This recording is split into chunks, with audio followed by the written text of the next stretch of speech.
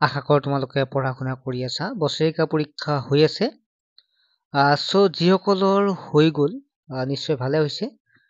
আৰু যিসকলৰ মেথছ হোৱা নাই বৰ্তমান তোমালোকৰ বাবে মেথছৰ কুৱেশ্যন পেপাৰ আপলোড কৰিম বা আলোচনা কৰিম ছাত্ৰ ছাত্ৰীসকল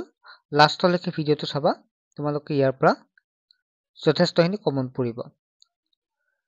ফুল মাৰ্কছ হৈছে 100 সময় থাকে 3 ঘণ্টা ছাত্ৰ ছাত্ৰীসকল তাৰ আগতে তোমালোক জনাব বিচাৰো যে এটা ভাল খবৰ তোমালোকৰ টিউচনৰ কাৰণে সুবিধা হ'ব মাত্ৰ 99 টকাত তোমালোকে মেথছ সায়েন্স সোশ্যাল সায়েন্স আৰু ইংলিছ পঢ়িব পাৰিবা ছাত্ৰ ছাত্ৰীসকল এতিয়া আমি আহিছো প্ৰশ্ন ইখনলৈকে কোনটো দ্বিমাত্ৰিক হয় ইয়াৰ যদি চাও তেতিয়া হলে এনসাৰখিনি তোমালোকে নিজে চেষ্টা কৰিবা মই এনসাৰখিনি কৰি নিদিও ঠিক আছে যাতে তোমালোকে কিমান হল তোমালোকে গম পাবা লগতে যেতিয়া এনসাৰখিনি বিচাৰিবা তেতিয়া তোমালোকৰ ৰিভিজন হ'ব আৰু মই নেক্সট ভিডিঅ'ত দৰকাৰ হলে এনসাৰখিনি মই কৰি দিম তোমালোকে চাব পাৰিবা মই জাস্ট প্ৰশ্নখনহে আলোচনা কৰিম কোনটো দ্বিমাত্ৰিক হয় ইয়াত চাৰিটা অপচন দিয়া আছে 2 নম্বৰ আছে সমদ্বিবাহু ত্ৰিভুজৰ সমমিতি ৰেখা হল নেক্সট হল ইয়াত কি আছে a into a into a into a into সূচকীয় ৰূপ লিখা এনটা ত্ৰিভুজৰ পাবলৈ কাঠিৰ সংখ্যা হ'ব কিমান উত্তৰ লিখা ছাত্ৰ ছাত্ৰীসকল এতিয়া তোমালোকে ভাবিছা যে এইবিলাক এনসাৰ কিছুমান বহুত ছাত্ৰতে নাজানে বা তেওঁলোকে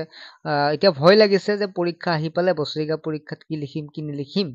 সেইকাৰণে প্ৰথমৰ পৰা পঢ়িব লাগে আৰু সেয়েহে আমাৰ ক্লাছত জইন হোৱা ক্লাছ 8 ৰ পৰা প্ৰথমৰ পৰা ভালদৰে পঢ়া নিশ্চয় পাছ কৰিব পাৰিবা পাছ কৰাটো বাদে এটা ভাল পাৰ্চেন্টেজ ল'ব পাৰিবা ছাত্ৰ ছাত্ৰীসকল আমি 100% পাবৰ কাৰণে ষ্টুডেন্ট চেষ্টা কৰিম ষ্টুডেন্টক গতিকে তোমালোকে সোনকালে জইন হোৱা এডমিশন হৈ আছে 5 নম্বৰ আৰ ব্যাসাৰ্ধৰ বৃত্তৰ কালি নেক্সট হল 6 নম্বৰ -3/7 ৰ প্ৰতিক্ৰম হ'ব তাৰ পিছত নেক্সট আছে আমাৰ যেটো আছে 7 নম্বৰটো 7/-40 আদৰ্শ ঠাঁচ কোনটো হ'ব লিখিব দিছে 8 নম্বৰ 500 টকাৰ 15% ৰ মান তাৰ পিছত 9 নম্বৰটো দিয়া আছে তেনেকুৱাকে তোমালে চোৱাচোন বাৰু 10 নম্বৰতে চিত্ৰত x ৰ মান উলিয়াব লাগে প্ৰশ্নখন তোমালোকে লাষ্টলৈকে চাবা তেতিয়ালৈ ইয়াৰ পৰা কমন পাবা দেই ঠিক আছে নেক্সট হল দুডাল পৰস্পৰ সমদূৰৱৰ্তী হলে হিয়ত হ'ব ইয়াত কোনটো হ'ব চাৰিটা অপচন দি আছে 80% কোণৰ সম্পূৰক কোণৰ মাপ নেক্সট হল 30 নম্বৰ x + 5 = 12 ৰ সমাধান হল ইয়াত কোনটো অপচন আছে এটো লিখিবা 14 নম্বৰ আছে মুদ্ৰা এটাৰ টচ কৰিলে মুণ্ড পোৱাৰ সম্ভাৱিতা হল এনসাৰখিনি মই নেক্সট ভিডিঅ'ত কৰি দিম দৰকাৰ হলে তোমালোকে যদি নাজানা তেতিয়া কমেন্ট সেকশন জনাবা পিৰামিড এটাৰ তলৰ সংখ্যা হল নেক্সট হল 6 number 16 number a^m * n a^n = কিমান হ'ব লিখিব লাগিছে 17 নম্বৰ আছে 7x² ৰ সহগ হল 18 নম্বৰ সামান্তৰিকৰ কালি 19 নম্বৰ পাইৰ মান হল 20 নম্বৰ আছে 4786 পাৰমাণিক ৰূপ হ'ব 21 নম্বৰ বৃত্ত এটাৰ সমমিতি ৰেখাৰ সংখ্যা কিমান তাৰ পিছত 22 নম্বৰ দি আছে অনুপাত উলিওৱা 23 নম্বৰ এটা ত্ৰিভুজৰ উন্নতিৰ সংখ্যা কিমান 24 নম্বৰ ইয়াত দিয়া আছে ওপৰৰ তথ্যখিনিৰ প্ৰসাৰ লিখা ইয়াত মান দিয়া আছে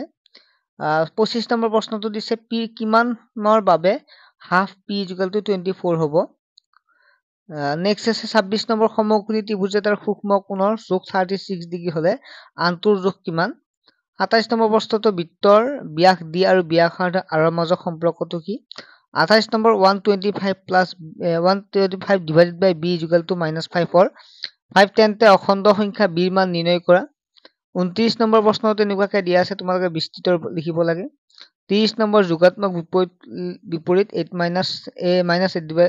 8 divided by 9 ৰ 31 নম্বৰ প্ৰশ্নটো দিয়া আছে চিত্ৰত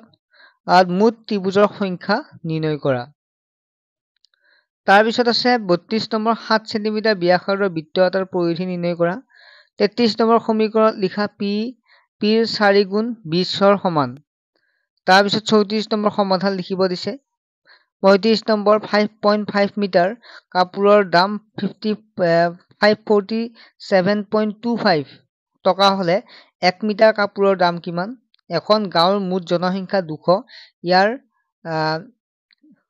2/5 ৰ অংশ মহিলা তেন্তে মহিলাৰ সংখ্যা কিমান হ'ব